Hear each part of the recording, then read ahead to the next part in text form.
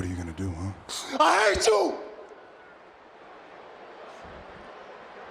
Why you gotta do me like that? By the end of the night, you will fall in line. What's going on, YouTube? It's SCN Place to be. Chunch saying he better give you guys another SmackDown review for October 30th, 2020. We are one night before Halloween.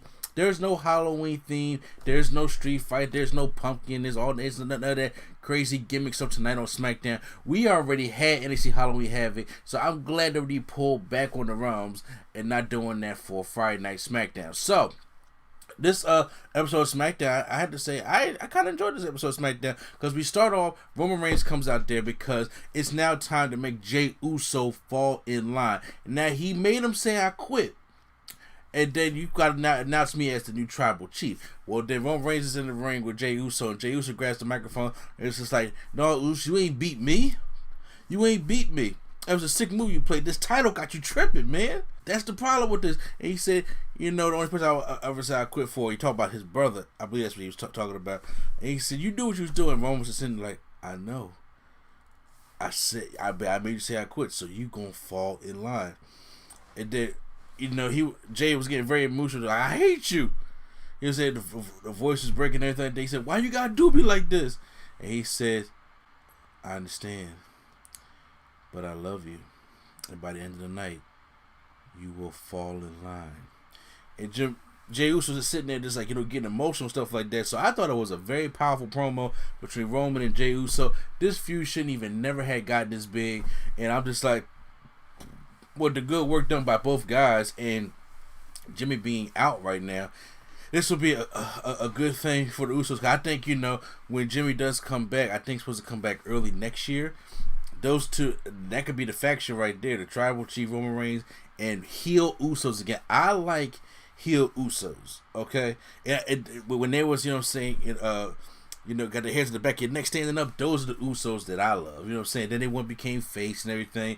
And I was like, no, we need, and they was all playing jokes and shit. I'm like, no, we need heel Usos again. That's the ones that really got me excited to see. But now, you know, it's Survivor Series, so it's time for a Survivor Series qualifying matchup, and we got a couple of them tonight. So first off, we start off with Kevin Owens taking on Dolph Ziggler. Even though I'm a huge Dolph Ziggler fan, I knew the way this thing was going to be going. Dolph Ziggler's out there with Robert Roode, and then I don't know how I feel about Kevin Owens wrestling in jeans. Now, I like Kevin Owens with the ball shorts and the wrestling shoes. It just seems like KO is like very like casual Friday all the time. Maybe that's the gimmick of the casual Friday type thing because it's on Friday Night SmackDown. But I'm just like, but I don't know how I feel about the KO with the KO shirts and the jeans. I go back to the ball shorts at least. KO is a very comfortable guy. You know, big guys gotta be comfortable. But the jeans, I don't know. Just say no. Robert Roode tries to attack the KO from the outside, and then Dolph Ziggler, he gets back in the ring. Dolph Ziggler tries to go for super kick, misses, gets a stunner by Kevin Owens, sells it really well. And 1, 2, 3, Kevin Owens now is going on to Team SmackDown. So right now Kevin Owens is the one. We got another qualifying match later tonight, and I do think, like, I haven't heard ever since the New Day kind of broke their separate ways. Xavier and Kofi has been on Raw for the past couple of weeks. I have not seen Big E yet. I mean, since the New Day thing has broken up, but I have not seen Big E. I hope Big E's not sick. Okay, I didn't see him last Friday, and I didn't see him this Friday. I'm like, but I truly hope Big E's not sick or got a positive test. We haven't heard much of Big E, and I'm like, this is the kind of time you want to push that guy.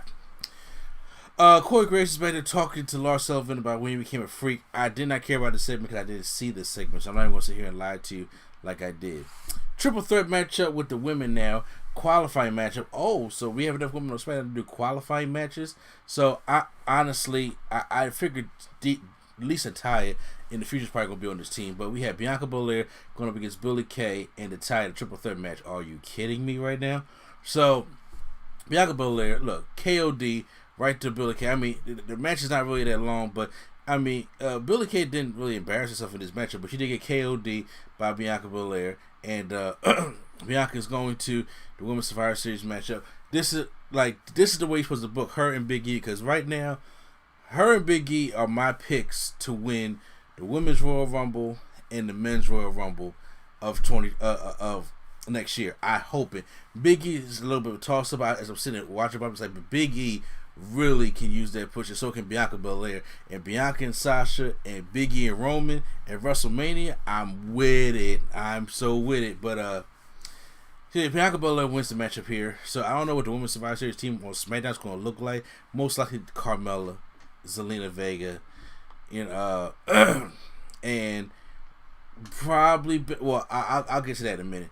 Sami Zayn explains, he talks about the Intercontinental Championship being better than the U.S. Championship because he is the champion of the whole continent, of the whole stuff. Well, so United States and same thing, but of all the different kind of continents, stuff like that, whatever the case may be. So Sami Zayn and Bobby Lashley renewing their rivalry here. So, but it's still heel versus heel in this matchup. But I think it should be a pretty entertaining one opposed to the one they had with Bobby Lashley's sisters. Tag team matchup as the Street Profits are going to take on Cesaro and Shinsuke Nakamura. I thought this match was pretty dope here. However, the spot of the night came when they're on the outside and Cesaro's out there. Montez, he runs to the outside and does his leapfrog over the ropes, knocks out Shinsuke Nakamura. Runs to Cesaro as he's on the outside. Cesaro launches him up like he does for a European uppercut, but instead of doing an uppercut, he launches Montez up and throws him over the barricade inside. He disappears. Montez Ford, a highlight reel here tonight. Oh my God! Cesaro, did you see that? Hilarious. So I was like, wow, that was great right there. So Dawkins is taking the heat all in the inside. Dawkins sets up Nakamura on the top rope. Nakamura on top rope, and then Cesaro comes in, but then he gives Cesaro a sky high, and then gives Nakamura a superplex, and then Montez gives the leaping frog splash, and then the Street Profits end up winning the matchup.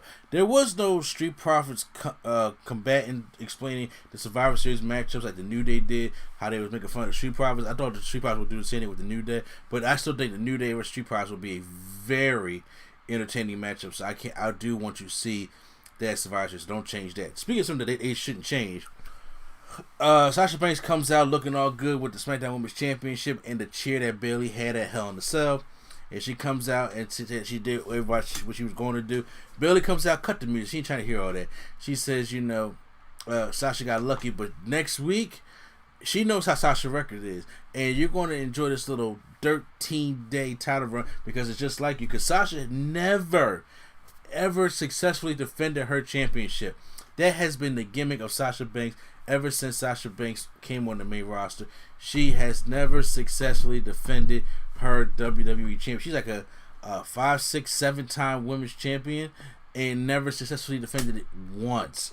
So Bayley wants a match with her next week, and she said that I'm gonna take my championship back. Now I really hope that since now this is Sasha's first SmackDown championship, that they finally do let her defend it, and they go on, because I would like to see, even though we've seen it already and seen it multiple times this year, I still would like to see Asuka and Sasha opposed to Asuka and Bayley, and to have Bayley lead the charge for the women at Survivor Series instead of Sasha Banks, because I want to keep Bianca Belair and Sasha Banks kind of apart right now until they can build up a storyline for them next year.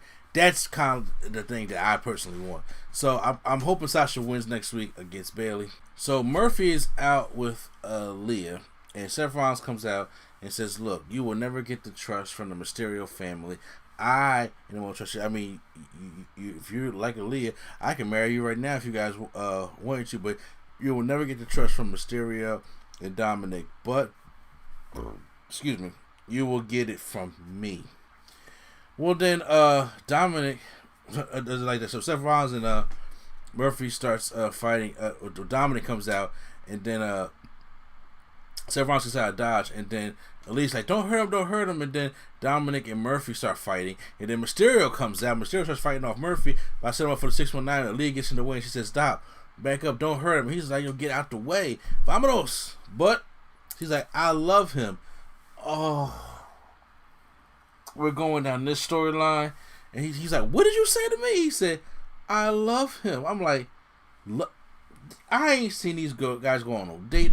They've been exchanging text messages and stuff like that, and all of a sudden you just love him.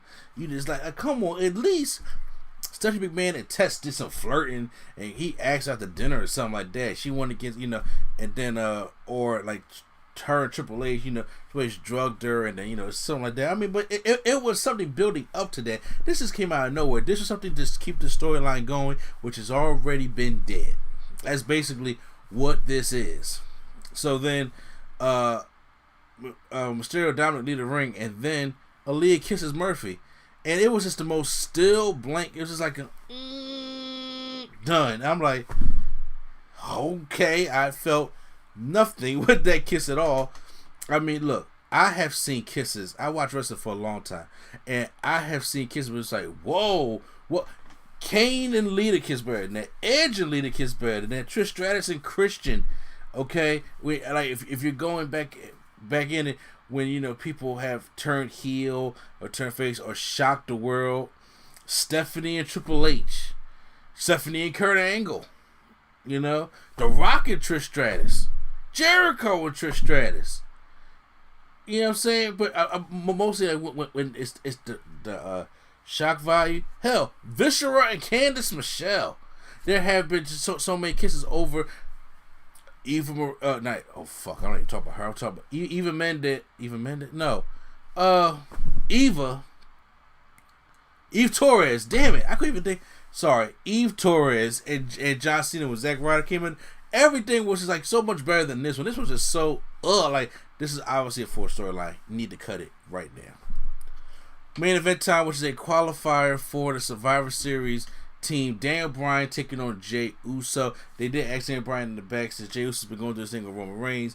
Do you think he's ready? And then Daniel Bryan brought up a good point that this is the elite Jey Uso here. You gotta understand this. This is a man that took Roman Reigns to the limit both times, so he's expecting Jey Uso's best. So they pretty much had a good matchup here. Roman Reigns comes out in the middle of it to watch Jey Uso on the outside do his thing. Jey Uso goes and hits a Uso splash to Daniel Bryan and picks up the win. So Jey Uso and Kevin Owens are making it to the Men's Survivor Series team, but that's not it for Jey Uso, because he's like, you are the tribal chief. He finds out from you're the tribal chief, and I get it now. So now he gets it. He starts beating up Daniel Bryan after the matchup. Straight back up to heel turn for Jey Uso's beating up Daniel Bryan, and there's another Uso splash, and then takes him to the outside, puts him on the table, and gives him a Uso splash from the top rope to the outside on the announce table, which I don't think he got all of that splash. It looked like he was a little bit short, kind of like how old Shane Man is with them elbows. But it was still shocking to see, and that's how SmackDown went off. And they have an exclusive on YouTube that you guys can watch where they take Daniel Bryan to the stretcher, and he throws Daniel Bryan off the stretcher, beats him down some more, gets another Uso splash in the ring. So the stable thing is looking up. So right now for the women's, Bianca Belair is on that team. I think Carmella, Selena Vega, and Bayley will join that team. Probably Natalya, depending on if I can think of a fifth one. Maybe Tamina to face off with Nia Jax maybe. I also think Jey Uso, Kevin Owens, Big E needs to be on that Men's Survivor Series team also. But like I said, I don't know what's going on with Big E right now, if he's sick or whatever the case may be. But guys, that was SmackDown. I give SmackDown a passing grade. I had no problem with SmackDown. I enjoyed SmackDown tonight. Post in the comments down below how you guys enjoy SmackDown. Hit the like button if you guys enjoyed my video, and subscribe right here for more WWE content right here on NC Studios. So once again, this is NC and Place to Be. Channel Train Mr. A&D, and Nerd Coalition is out.